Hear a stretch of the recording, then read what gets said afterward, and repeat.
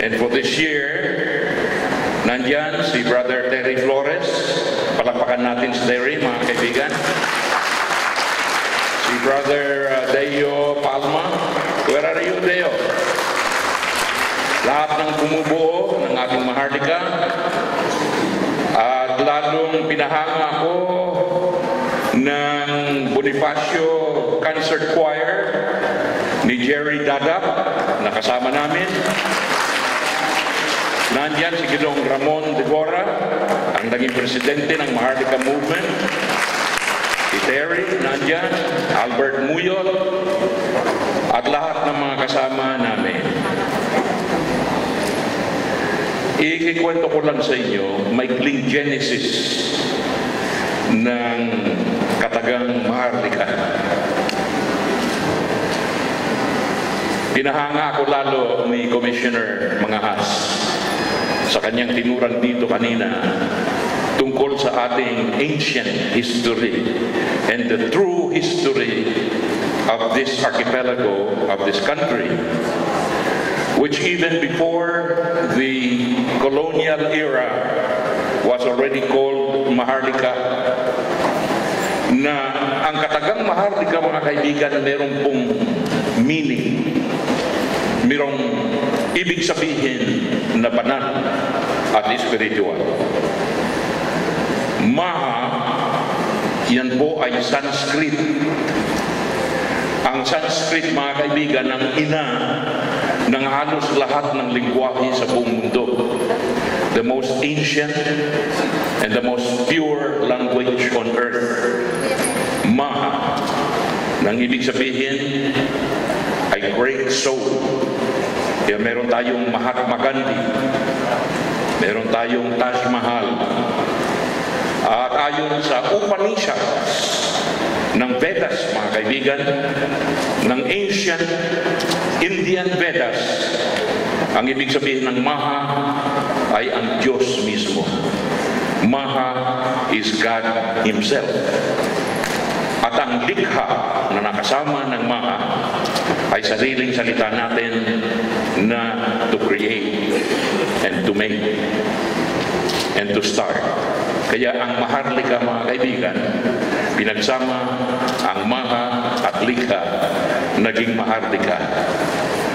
At ang Maharlika, mga kaibigan, ay ang ancient na pangalan ng ating archipelago, even 2,000 years before the advent of the colonial era. So dapat nating ipagmalaki. Kailangan, mga kaibigan, suungin natin ang kakaharapin natin na oposisyon sa mga kababayan natin ngayon na hindi po masyadong nakakaunawa. We do not blame them for their ignorance. So it's up to us to educate them, to illumine them, and to inspire them that we should go back to our ancient ethos and tradition. Noon pong 1979, mga kaibigan, kami po ay nag-file ng isang panukalang batas sa Batasang Pambansa, changing the name of the country to Maharlika. Ang akala ng iba, mga kaibigan, si Eddie Ilarte, si Kuya Eddie, ay nasiraan na ng bait sapagkat pati ba naman pangalan ng Pilipinas ay gusto niyang palitan. Ang pagpapalit ng pangalan, mga kaibigan, ng bansa o tao is not something that is out of this world. To change the name of a person or a thing has always been present since time immemorial. Si Abraham sa Old Testament, ng Judeo-Christian Old Testament, si Abraham ay hindi po Abraham. Si Abraham, ang pangalan niya ay Abram. Ang nagpalit ng pangalan ni Abram ay Diyos mismo. Para nating narinig, Abram.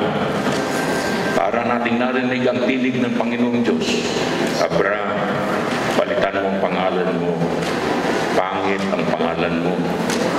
Eh ano pong ipapalit namin, Panginoon? Palitan mo ng So naging Abraham. And just go back to biblical times. Even pre-biblical times, mga kaibigan, meron ng pagpapalit. Ang Mesopotamia ay naging Iraq.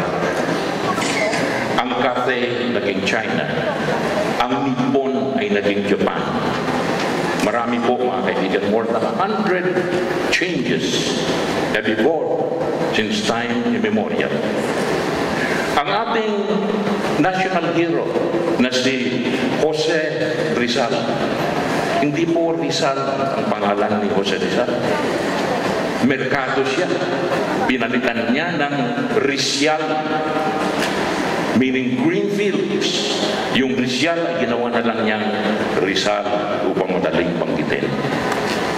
So, ano po ang gusto kong ipaliwanag sa inyo? Ito po ay isa-isip at isa-diwa po ninyo, sapagkat yung mga oppose sa atin, napalitan ng pangalan ng ating bansa, hindi nila nalalaman na ang pagpapalit ng pangalan ay isang bagay na parang kabutihan, country or people. Only recently, mga kaibigan, only last week, ang isa sa pinakamayaman na bansa ngayon, mayaman sa langis, mayaman sa ibang bagay, ay ang Kazakhstan, na dati ay kasama ng USSR, Union of Soviet Socialist Republic, na nagkawatak-watak. Ang isang bansa doon sa USSR ay Kazakhstan. Only last week, the President of Kazakhstan came out with his proposal to change the name of Kazakhstan. Alisin na yung Dan. Alisin na yung Dan, Kazakh na lang ang ipapangalan. Ang Myanmar, mga kaibigan, ngayon ay dati ay Burma. Noon lamang 1989, naging Myanmar ang dating Burma. Ito nakalagay sa Time Magazine, the latest issue of Time Magazine. 1989, Myanmar was Burma. Noon pong 1972, mga kaibigan, nagpalit ng pangalan ang Ceylon. Ang Ceylon ay naging Sri Lanka noong lamang 1972. Noong 1939, ang ngayon ay Thailand, ay dati Siam. Siam ang pangalan ng Thailand until 1939. Noong 1935, there was still the country, the great country of Persia. Noong 1935, ang Persia ay nagpalit ng pangalan, ginawang Iran.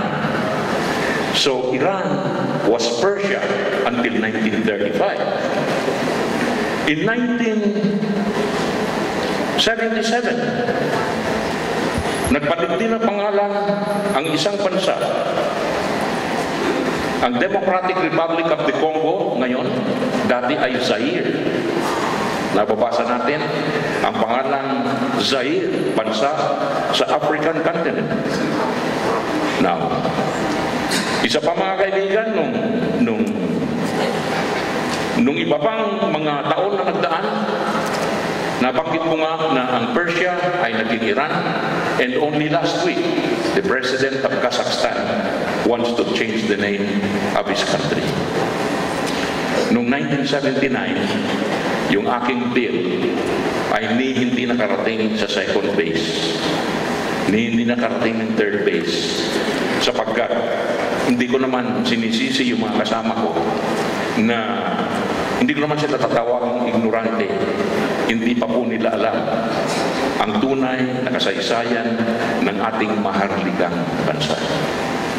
Maha and Lika, a small nation with great people, nobly created, because Maha is God Himself. So, ano ang ibig kong ipaliwanag sa inyo, mga kaibigan? Panahon na upang bawiin natin ang ating tunay na pagkatao, ang nilubi ng mga dayuhan, nang tayo paibigin ng mga dayuhan. Sabi nga ni Commissioner Mangahas, ni Fe Mangahas, itinapon doon po sa 7 karagatan ang tunay na kasaysayan ng ating maharlikang bansa, ng mga dayuhan. We now have the onus of responsibility of telling our people that we should now change to Maharlika. Ang magiging hakbang nito, mga kaibigan,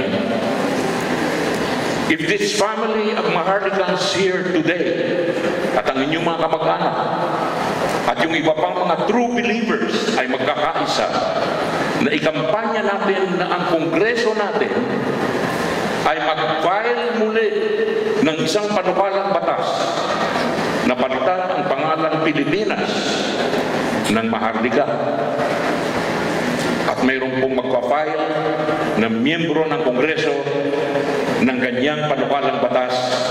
Kung yan ay pumasa sa Kongreso, pirmahan ng kung sino man ang presidente, yan po ay isusumite sa isang referendum all over our 7,000 islands, all over the 146,000 barangays. We are going to hold a referendum, yes or no. Gusto ba ninyong palitan ng Maharlika ang pangalang Pilipinas? Yes is the answer.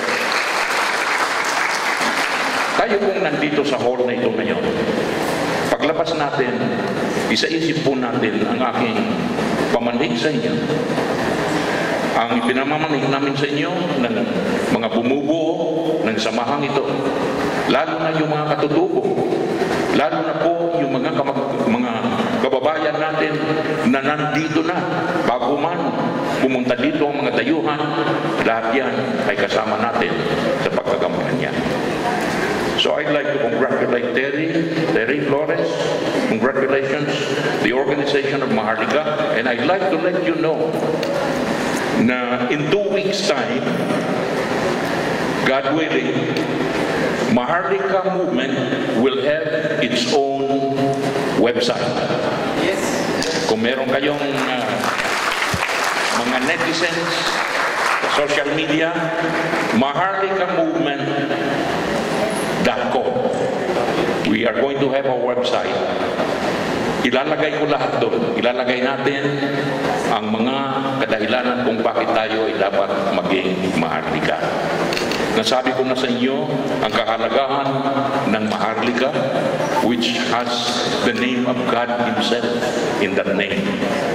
Nung kami po ni Ramon de Borra ay nagkakampanya para sa Maharlika movement, marami pong napapatunganga pag sinabi namin ng Pilipinas ay hindi maganda. Ang akala nila ini-invento namin. You look at history. Kanino tayong pinangalan na tao, mga kaibigan? Nagkaroon ba ng referendum upang gawin tayong Pilipinas? Wala. Ito po ay isinutsot lamang sa ating lalamunan at pinalunok sa atin ang pangalang Pilipinas noong nagpangalan ng mga Kastila sa atin na nagsisip-sip doon sa Prince of Asturias na si Philip. He was then a Prince of Asturias, hindi ba hari? Pero alam nilang magiging hari si Philip. Kaya pag uwi natin sa Espanya, sabihin natin na you have another part of the empire of Spain at pinangalanan namin na Pilipinas. So natuwa si Felipe, si Rey Felipe natuwa, I'm going to promote you hanggang sa siya ay maging hari. Sino si King Philip, mga kaibigan? Meron pong ipinamamahagi kami. Kung wala man kayo nito, isa-isip ninyo at sabihin ninyo sa mga kamag-anak ninyo, kaibigan ninyo kung sino si King Philip. King Philip II of Spain.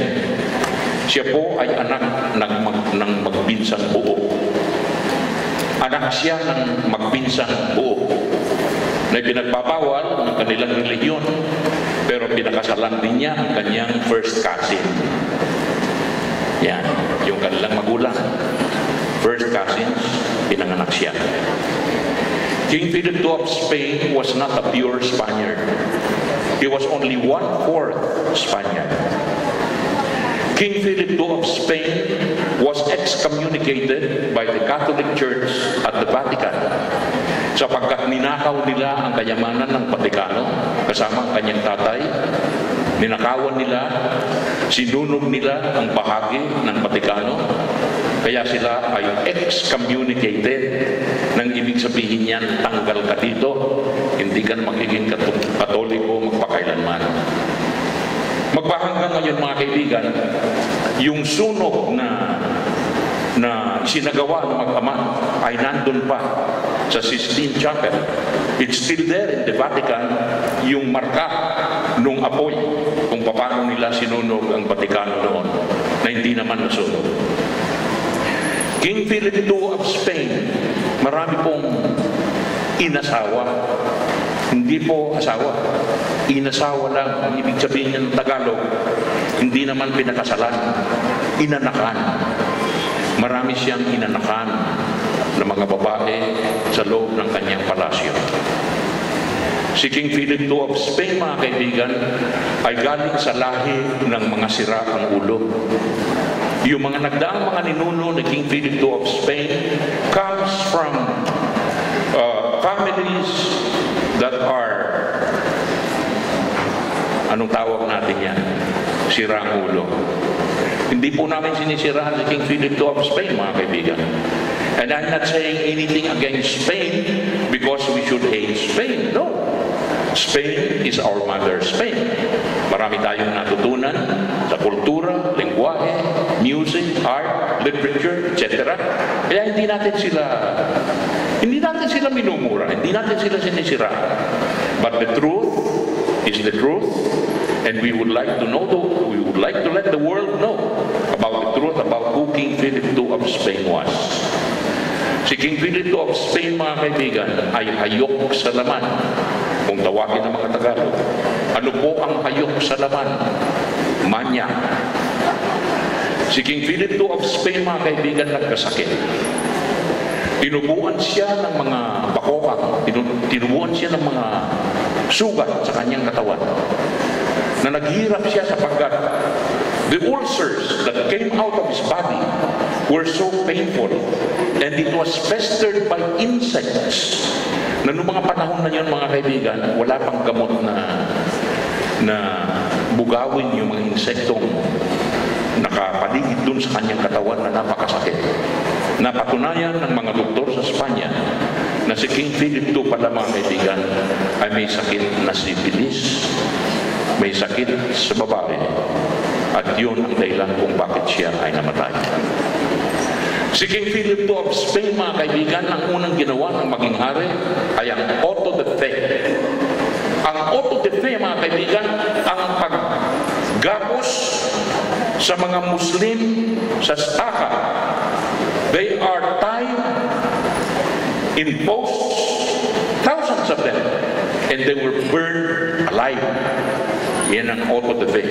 Ipinapatay ni Philip II of Spain ang libo-libo, daan-libong mga Muslim na nasa Espanya noong mga panahon na yon. Pinapugutan ng ulo ni King Philip II of Spain ang mga protestante. Maraming protestante sa buong Europa, mga kaibigan, na noon ay sakop ng Espanya. Ang sabi ni King Philip II, they were heretics, mga ahente ng demonyo, sapagkat hindi kayo Katoliko, dapat kayong pugutan ng ulo. What am I saying here? Hindi ba dapat mamulat na tayo na mga Maharlikano at tingnan natin ang katotohanan kung saan tayo pinangalan? Kung ang ibang mga bansa ay nagpalit na ng pangalan upang bawiin ang kanilang banal na pinagdaanan, tayo dito sa 7,000 Islands, magpahanggang ngayon, ay hindi pa tayo namumulat at hindi pa tayo nagkakaroon ng referendum upang palitan ng pangalan ang ating maharlikang bansa. So, again, my congratulations to my fellow Maharlikans who organize this summit every year. Abangan po ninyo ang pagkakaroon natin ng website. Abangan po ninyo ang aming pakiusap na lalo nating palakihin ang bilang ng mga miyembro ng ating Maharlika movement. We now have only one Maharlika movement. All the other great Maharlika organizations all over the country, including the natives, including the katutubo natin, including the new citizens of this country, including the netizens, magsama-sama tayo upang sumama sa Maharlika movement at lalo nating palakihin. Ako'y natutuwa at nagpapasalamat na meron tayong historical commission ngayon sa pamumuno ni Commissioner Mangaas na tinitingnan ang tunay na pinagmulan natin at imulat ang mata ng ating mga kababayan sa isang nakaraan na dapat natin ipagmalaki. Na kahit pala ang pinagdaanan natin ay ginaya ng maraming kultura, maraming tribo sa buong mundo. By then, when we become Maharlikans in the very near future, we are going to walk proud with head high. Ang ating 12 million na mga OFW na nakatira all over the earth, hindi na sila tatapak-tapakan, hindi na sila luluraan at aapihin sapagkat sila ngayon ay hindi na Pilipino. Sila ay magiging Maharlikano na. Alam po ninyo, ang maraming sumusulat sa akin, yung mga OFW sa ibang bansa, Kuya Eddie, ituloy po ninyo na tayo ay maging Maharlika sapagkat kami po ay nahihiya na pag sinabi mong Pilipino, ang mga Pilipina daw ay mga utusan, ay mga alila, mga puta doon sa iba't ibang bansa. Nakakahiya at sana tayo ay Maharlikano na at sasagutin natin sila with pride. We look straight into their eyes and tell them that now we are proud to be Maharlikans as part of the community and families of the world. Mabuhay ang Maharlika.